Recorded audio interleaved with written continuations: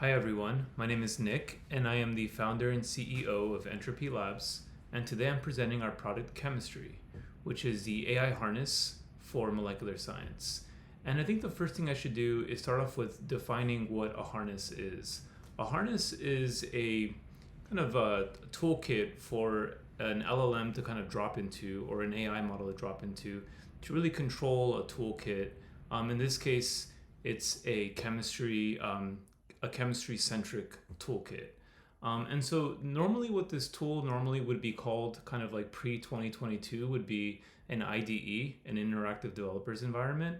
And really what that would be is, a tool that is controlled by a terminal, a computational terminal, some type of kernel, whether it's MATLAB or Python. But today, the concept of an IDE is a little bit different, right? It's got more of AI assistance, whether it's agentic workflows or just kind of tool calling, right? Or ways of doing deep inference analysis on your work. And so today I want to present to you what my team interprets as kind of a modern IDE, or AKA a harness. And so this kind of looks similar to what a traditional IDE would be, in the sense that we have an assistant here. This assistant is really, behind this assistant is a chemistry engine. And what what our chemistry engine is, it's an amalgamation of several Python packages. So RDKit, OpenBabel, DeepChem, etc. And the cool thing about a harness is that it's really programmable and customizable to your needs. And so you'll see here, I'll kind of walk through what that looks like. So here we have our kind of terminal, our chemistry engine. This is where we actually have an LLM kind of assistant built into it. You have access to Claude 4.7 or GPT, and then kind of some of the more lighter models that are great for agentic flow. And so I'm going to go ahead and just, for this demo, we're going to work with GPT 5.5. So we have our assistant here, and then what we have is one thing that I was inspired by is, in working with modern computational tools, there's just a lot of windows that are open. So I've always had a spreadsheet open. I don't know if you've ever worked with or if you have Microsoft Excel or Google Sheets open in a separate window instance. We wanted to integrate that into this environment using custom built API calls, right? So it has every module has an API call to kind of send and pull data from this data set. And then we have a molecule editor, right? This is something that I normally would use, kind of some free version of ChemDraw or ChemDoodle, right? Some online version or some free trial software that I found myself using. So we really wanted to bring that molecule editor in the app and have it be, or in the harness, and have it be a product that both the LLM can control, but also that chemists can kind of drive their molecular design this way. And then we have these analysis modules. And what these analysis modules are, these are kind of Python containers or Python kernels, right? So here we have a wide range of them, and they're kind of built around drug discovery for this demo. So we have adamant analysis, we have a protein editor. This is where I would always have Chimera open. And so we've essentially created our very lightweight Python-based version of what Chimera looks like. And you can, of course, maximize the screen and kind of do a lot of protein editing, etc. So we also have, docking analysis module for virtual docking simulations and visualizations. Protein folding, this is kind of whether you're doing a structure prediction or binding affinity. Some docking analysis, parameter space, if you want to look at how all of these chemical properties map out into a parameter space. It's kind of similar to a chemical space, except chemical spaces are typically higher dimensional projections down to lower dimensions. And so it's kind of a fancy tool used for large scale chemical analysis. Some retrosynthesis modules, which I'll work through in future demos to show, once you find a molecule, once you design a molecule, how do you kind of use the best AI inference today to map how to synthesize that molecule? And then molecular dynamics simulations, and some other modules. So we're going to go ahead and just kind of work through an example of how this looks interactively.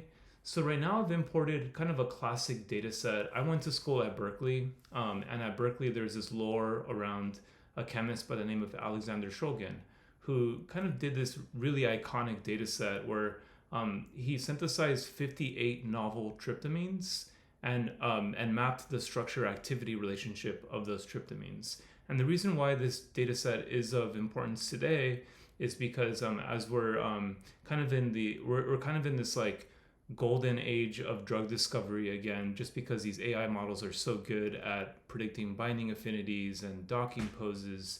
But one thing that's kind of interesting, there's been a kind of a Cambrian explosion of drug discovery startups around the psychedelic space, and they're looking at this data set for hidden insights or little nuggets of tryptamine-based molecules that can work well for serotonin-based disorders, whether it's anxiety, depression, etc.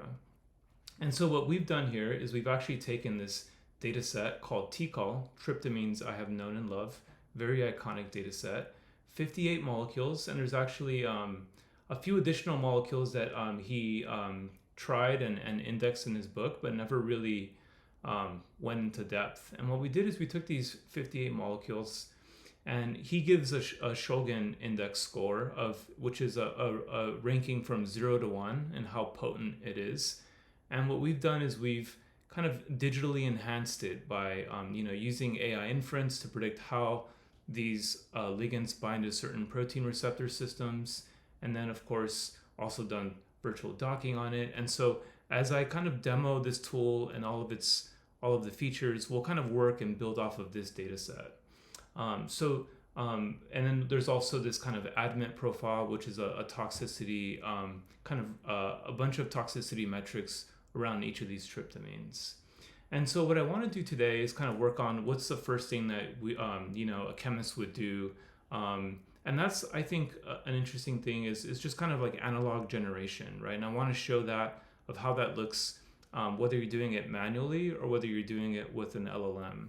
And I think there's a fine balance of when to use an LLM in your research, right?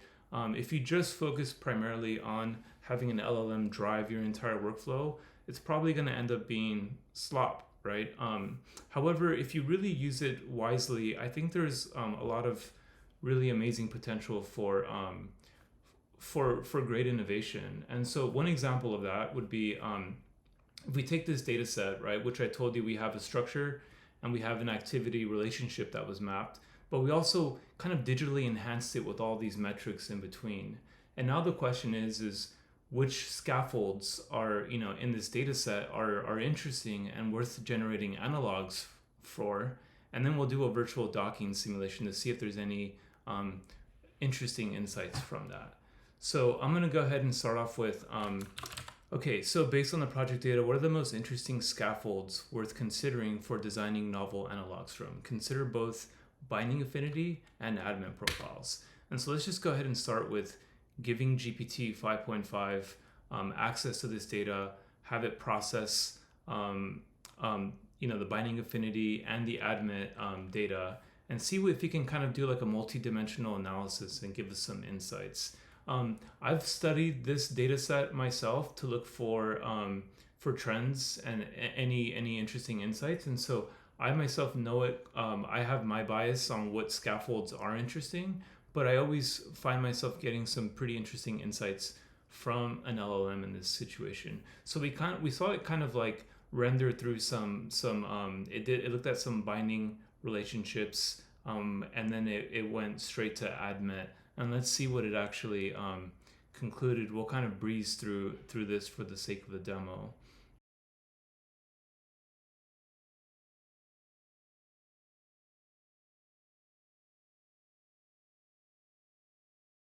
Okay, so let's see what insights or just kind of skim through the results here.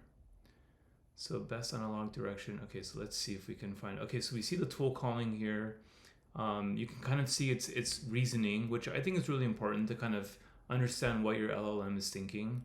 But let's go ahead to, it would prioritize the lysergamides, which are definitely high scoring in this data set.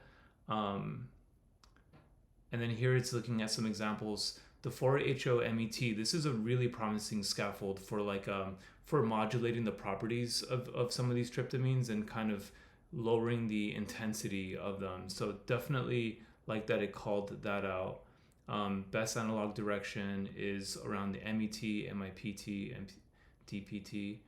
And then, of course, the 5-methoxy tryptamine scaffolds. I think in this study, the 5-methoxy functionalities perform very strongly. So we'll go ahead and essentially, I think what it's doing is it's talking about the harmalines. We'll go ahead and kind of ask it. Let's see what it said at the end. The most important design caution is a 5-HT2B and HERG. This is definitely an interesting consideration for toxicity. I would optimize toward maintaining 5-HT2A potency while reducing 5-HT2B, HERG, AMIs, DILI, and promiscuity flags. Okay, great. I'm going to ask it to draw me a scaffold.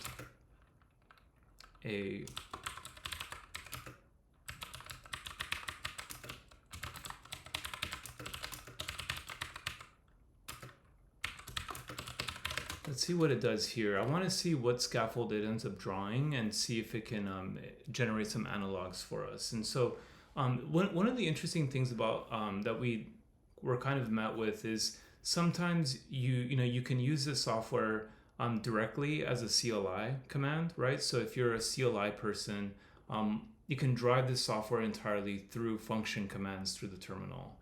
But we also kind of built in a lot of features for the GUI based user, right? So if you want to do analog generation, one thing you could do is open the analog generator, which I'll show after this is done. Or you can have your agent kind of run that analysis or run that for you. I found that sometimes it's good to kind of see what the agent recommends, and then from there. So right now it's focusing primarily on the ergoline scaffold, and now it's going to generate 1,600 analogs. And so we can kind of see here just by hovering over each molecule that it went with. You can actually, if you wanted to see, so you can see the R1, R2. So this is the methyl and hydrogen example. So we can kind of go through a lot of these, and you can hover through these and open them up. Some of these are pretty exotic, but very interesting. So now what you want to do is kind of just, it identified functionalities. I'm kind of curious what this looks like from a docking perspective. So one thing that I'll do now is I'll kind of transition to manual mode, how I would use it instead of letting the agent drive this next step. And then we'll have the agent run a workflow for us. One thing that that I will show here is proteins, right? So I mentioned there's a CLI portion of this tool where if you're a CLI user, you can essentially just use the CLI. So if you want to find proteins, we have this protein databank function, and there's a directory of all these functions. So for protein databank, you can look up something like serotonin. And what this will do is pull up all the hits from the protein databank on serotonin-based receptors. And there's actually quite a lot, right? There's 2,800 proteins in this category. And specifically the protein that I'm looking for, because I've read a few papers on this specific protein, is 7WC5. So we're going to go ahead and open up, we're going to import the protein with this chemical ID here. And so you can get a little preview, but let's go ahead and open this protein in the protein editor. And so here we're going to be looking at, let's see, the metadata is correct. Yes, 7WC5, which is the 5-HT2A receptor, which is a receptor that is attributed to being responsible for psychedelic action in these therapeutics. So really, if you're trying to modulate kind of like novel antidepressants, this is kind of a first order receptor to consider. And then there's, of course, a family of like 15 of these receptors that all have a complex interplay. But from a first order effect, I think this receptor is attributed to being the biggest player in that. So for the sake of simplicity, we're just going to start with this receptor. And so one thing that we need for docking is defining a docking box, and then we need to clean our protein. So I'll go ahead and start with selecting the ligand in the visualization menu. And in the and it's going to kind of zoom into this binding pocket here. And this is by default a 5 angstrom kind of window around the pocket. And so sometimes you can kind of see the surface plot. You can turn this off actually. So if we, for the pocket radius clipping, we can just turn off that opacity, or we can turn off the surface textures. And so what we can see here is we can actually see our ligand and how it interacts with a few of the residues. And we can go ahead and increase the docking volume here. And so I've increased it to 7. You can select some of these bonds and toggle off these labels if they are kind of annoying for you, or you can look at several other interactions. I know people get very detailed with their docking box kind of like interaction profile, and they'll even define their docking box very carefully, which in this case, we're just going to be looking at a docking box from here, and you can kind of edit the properties directly. And so this is something that I found myself using Chimera, always having Chimera open, which is an amazing software. But I essentially, instead of having another window, I thought, hey, let's integrate this into an AI harness, and then let's have it be usable either manually or agentically.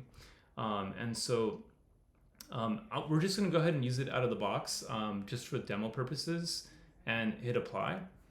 And so when you click apply, what happens is over here in our protein spreadsheet, we see that the docking box, the docking volume is defined or is computed and entered. And so we see that. We click clean protein, and what we have there is a protein that is cleaned and processed. And I can get deeper into what goes into cleaning a protein. I know there are people that clean their proteins differently, and you can edit this function as well. And so now that we have a protein, now that we have some analogs, let's go ahead and run docking. So one way that you could run docking, I mentioned that we have kind of, it's kind of built for the GUI user as well. So there is a docking module here, right? So you could click this module. You can select for your ligands, you can select the table. In this case, the analogs table would be selected. You can click on your receptor there, which would be there. And then the docking functions have a couple of options. You can run AutoDock Vina via the CPU, or you can use DiffDock, which is an AI inference model for scoring poses. And it scores poses in kind of a confidence metric, so it's slightly different than a classical scoring function from a virtual docking simulation. And then there's UniDock, which is a GPU accelerated version of AutoDock Vina. It's extremely fast and great for hundreds of, millions of molecules, which the other thing that we could support too is the backend has a database file associated with this. So you could generate hundreds of millions of analogs and dock hundreds of millions of analogs as well. So there is a beefy backend to this. We definitely didn't want to limit it to just kind of being a prototyping scale. We wanted it to have production scale capabilities.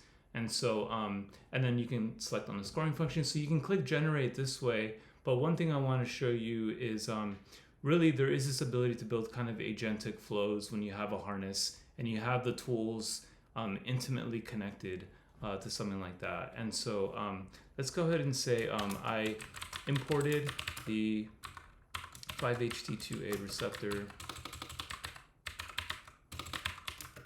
that is most interesting to me. I defined a docking volume and cleaned the protein. Now I want to dock the analogs you generated against it. Do it. So now we're going to see we're letting the LLM kind of take over and run that for us and start executing that. And so so here it's actually it kind of gave us a little bit of reasoning, but it's still kind of doing something on the back end. So we'll see.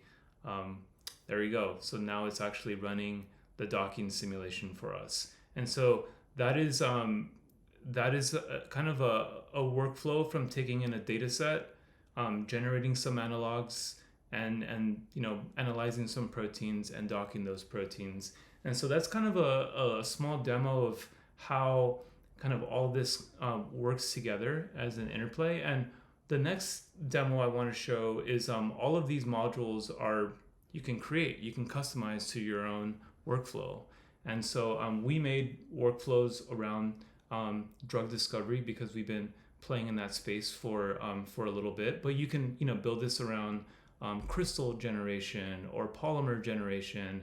And so really wanted to show what this looks like. And so this demo is meant to be very short and just to illustrate kind of what a chemistry harness looks like. But for the next step, I'll show you how to build modules, customize your own workflows, and and start using a tool like this. So we are open for we're beta releasing this product to a few customers to get some direct feedback, and then we'll be rolling this out very slowly throughout the summer, and hopefully having this be widely accessible to as many people as possible to do chemistry in a way that is friction free and doesn't demand removes the terminal management, the open source software that I was using so many Windows, and the cognitive load and friction of working was just so it was so draining. And I wanted my creativity to go into having a seamless, interconnected terminal based experience where I can toggle an LLM as needed. And so that's a key thing. And one thing that I want to add is the LLM side of things, the AI side of things, is only meant to be an assistance, right? It's not meant to be the full driver unless that's what you're looking for. Unless you're trying to automate and brute force through a large drug discovery campaign, certainly having an LLM being there to help supervise that process has proven helpful from some of our early applications. So thank you so much for your time, and feel free to email me and join our Discord if you have any questions. Thank you.